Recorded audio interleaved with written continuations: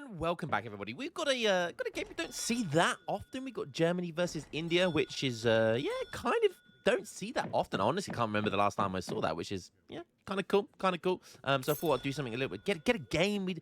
How much Otto have we had recently? I've had enough Otto. Okay, I've had enough Otto. I want something different. Okay, let's see Germany versus India. Both these civs I would consider to be in the same tier list. So in the A section, they're both definitely A-tier civilizations. I think on a map like Saguenay, Germany may be better. I think Germany are probably the better civ on a generic map like Saguenay, but on a map where there's lots of livestock, or a non-TP map, although you don't see them very often outside of tournament matches, India definitely are favoured. So on this map, Germany are considered a very strong civ. Some people might even put them in the S tier, but very high A tier, I think, is the general consensus. And India are somewhere in the middle of A. So yeah, this is a pretty fair matchup and one you don't see very often. So let's see how it goes. We've got an India main here, Jalfat, who loves doing the fast fortress stuff, the new age meta with India. Going up against Pyro Pro, who we know, that's an interesting market, by the way. I don't know if that's really good or really bad.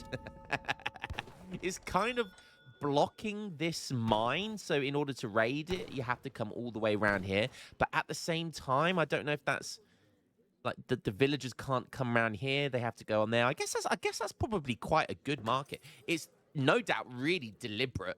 It's definitely deliberate. So he obviously thinks it's quite good. I think you could. I don't know if you could squeeze through here. Maybe not. If that's blocked off and you can't squeeze through there, that's a very good market placement because it's just completely cucking any raiders that want to go near that mine. And Pyro Pro, obviously the Japan player that we see so much of recently, but he is aka Wasasabi, and he can play more than just Japan. He plays a few civs, so let's see how well he goes. He's getting a stand of Saskatoon trees bearing fruit worth 100 food. That's going to be nice. Going for that classic 1700 villager age up. What treasures do we have? Jalfet's just picked up 130 XP. That's nice. Pyro got 80 XP. Jalfet got 50 wood. That's very good for India. So both of these guys picked up really good treasures so far. So pretty even Stevens in the treasure department. This is why Saguenay, every time we're on Saguenay, I can't stop sucking Saguenay's dick because it's such a good map. Like Saguenay, you know, like god damn. If Saguenay was Revnak's mum, I mean, well, we won't go there, but Saguenay, Saguenay's the type of map that you just marry. You know, like the kiss, marry, avoid. Saguenay's the one you marry. Like New England is the one you kiss. Like that's like your dirty little slut on the side because it's just such a meme map. Saguenay's that kind of just all-round perfect map that you want to marry, and then something that you just want to avoid is, I don't know, something like, what's a terrible map? Any map with no TP. Any map with no TP line is one that you avoid.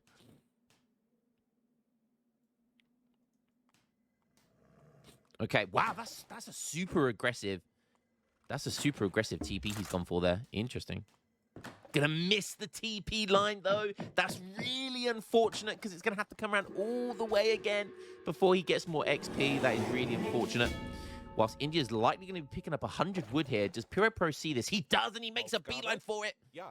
If he can pick up that wood, that would be fantastic. And is Jalfet going to be dedicated to it now? I think he is. We'll have a look at decks in a second. I can see a native post going up for Pyro Pro. Probably going super greedy. The Polar Bears. Oh, who got it? Oh, I think... Oh, he steals it. Pyro Pro gets it. 100 wood. That's so nice. That is so nice. We're seeing a very early aggro fort here. Let's have a quick look at the decks. Okay. The Quartermaster age up. He is building the trading post. You can see there. Free set of wagons coming. Normal play C. Yeah, okay, that looks very, very standard. Let's go have a look over at Jalfet. He's going for... Ooh, okay. The starting TP into both shipments, distributivism and advanced wonders.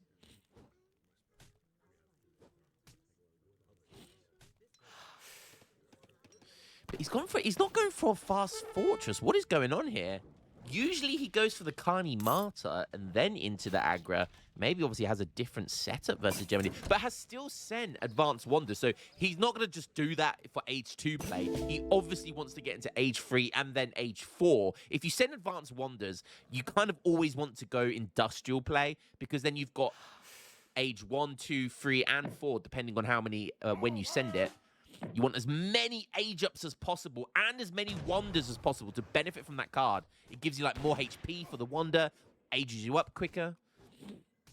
So, yeah, don't want to hang around in Age 2 too long here. Oh, I love this. Cree Trackers. Oh, baby. We're seeing native play. We are seeing native play with Germany.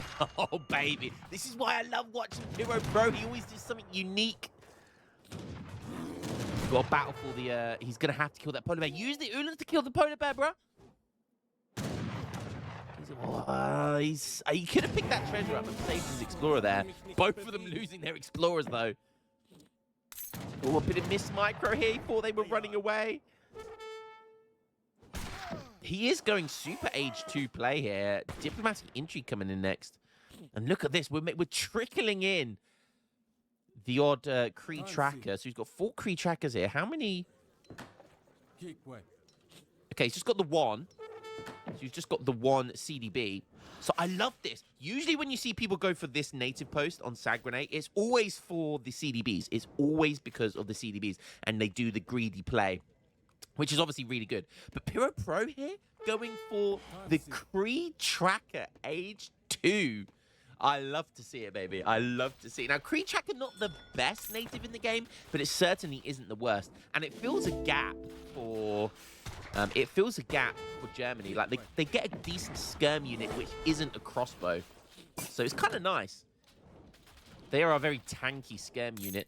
But in this situation, they have 2 multiplier versus heavy infantry. So they are literally the perfect unit here. They're doing 26 damage to these guys, and they have 260 HP. They have almost 100... They have 80 more HP than a musketeer unit.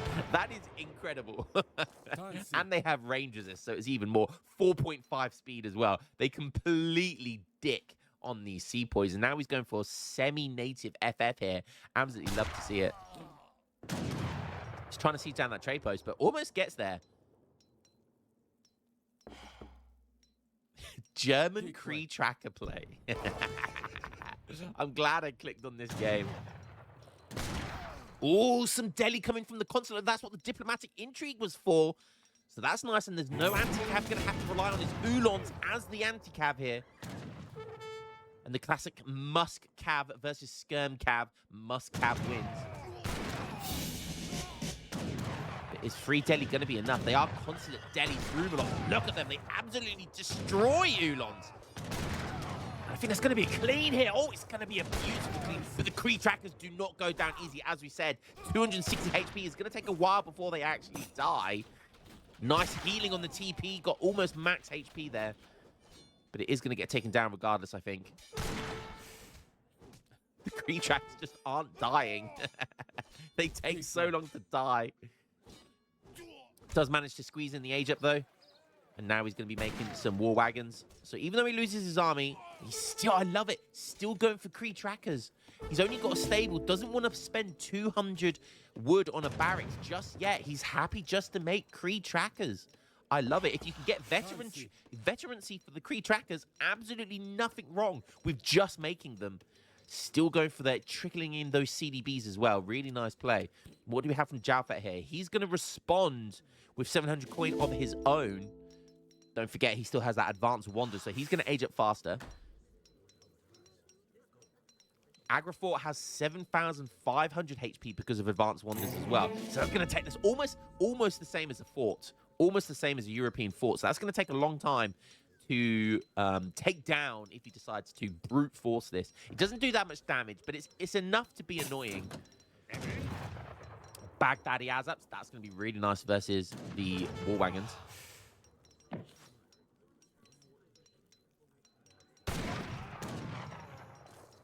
he's been super aggressive here.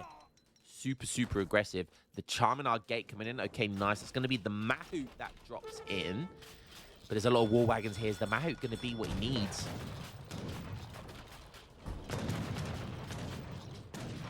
Under pressure. Look at this.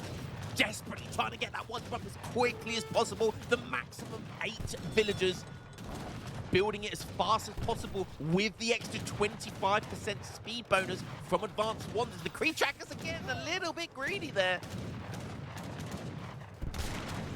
Hero Pro's micro has been a little bit lackluster at times. Been a little bit, like, lazy. Not been watching it diligently. He's just kind of been taking his eye off the ball a little bit. And his Cree Trackers has been walking a little bit too far forward on a few instances there. But Cree Trackers can get away with it a little bit because of their HP. Nice catch on the Gurkha. There in comes the big boaty boy. The big boaty boy. But he's running it into war wagons. He's going to die. No. What a waste. What a waste. Double Minutemen, villager pool coming in. Everything going for it. Protects the consulate on 70 HP. The Explorer might actually take it down. But he just doesn't have enough stuff here. Pirapro just has to back up here. Oh my god, the consulate's on 1 HP. 1 HP. Surely he takes it down. He does. That's a beautiful 100 XP. He's on 200 export as well, so not far off being able to get another batch of units, which kind of is not kind of unfortunate here. And Jalbert is down 3k score now. He's being bullied by Cree Trackers. Cree Trackers are tracking right now. They're tracking these footprints. Look. Love it. I mean, that's their own footprints. They're tracking these footprints. I love how Age. Look at that. Look at that graphics right there. Yeah, that's right. My 3060 Ti is able to have shadows on footprints. Yeah, baby. That's why I can hear it going about to blow up because of the footprints. Oh, look at the Cree Trackers not leaving any footprints behind here. Definitely not because they're just on the snow. Okay, he's getting Mansabdar Gurkha, Mansabdar Sepoy, so just going for Musk Skirm. Sending out a Delhi over here to try and revive his explorers, but that's not going to work out well for him. Okay, Jaffa also sending in a big Sepoy shipment of 9. Doesn't have veteran Cree Trackers. Looks like he's just going for normal skirms now. But the Cree Trackers have served their purpose, and there's no reason why he still can't get veterancy and still add them in, because he can get 13 of them, and like 13 Cree Trackers added into your skirmass. Because Cree Trackers have the lower range, because they only have 16 range compared to a skirm's 20, it means when you attack with your skirms, the Cree Trackers will be moving forward because they still need to close the distance, which is really good because they're the ones that are going to get hit by your opponent's skirms. So they're the ones going to be tanking all the damage, whilst your skirms in the back are going to not be hit, and they're going to be doing all the damage behind it. So it still works really, really well with Cree Trackers. Adding in that tanky kind of bodyguard sponge of damage.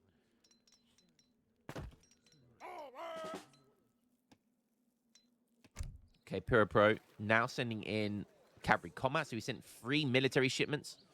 Now he's getting cav combat. He's got 14 war wagons here, 15 Ulons, 18 skirms in total. Another 5 coming in. But that's a lot of Gurkha, though. And the Mansabdar Gurkha is there as well. He might win this skirm war. And the tree line. Jalfat could be big brain and really utilize this tree line here to his advantage. Pura Pro needs to back up. Get the hell out of there, because he's going to take terrible trades. And he's up in score. He doesn't need to take a bad fight in a bad tree line. A little bit of a choke point here as well. Could maybe utilize this, or it might be a little bit wide. Too much of a big one. But if Pura Pro's coming at this angle, once again, unable to get kind of flanked from this side, thanks to that tree line, and the Cavs have to dive in for it. Yeah, good box drag there to bring the skirms to the front. Now needs to box drag the other way. Yes, good, but now needs to do it back again, which is exactly what he does. You got that kind of in, out, you shake it all about. You do the hokey cokey and you turn around. That's what it's all about. That's what Micro's all about sometimes. Whoa, the hokey cokey. Nursery rhymes, English nursery rhyme. If you think I'm going crazy here, but in total, if you've got Cav, you can just keep wobbling them in and out of the fight, hokey cokey in them, in out, shake it all about, and constantly having to box drag means your sepoys is constantly in the firing line against the skirms, whilst cavalry have range resist, so you're taking the worst trade. There's not that many Ulons left, though, so maybe this is still doable. Look, this is exactly what I'm talking about. The sepoys just get murdered too quickly. What do we have coming in here? More skirms. Sending in 7 skirms as well. Is he going to have enough to beat him off here? That sounded gay as hell. Beat him off. Yeah, he's got the more skirms. He's now back in range of his Agriport.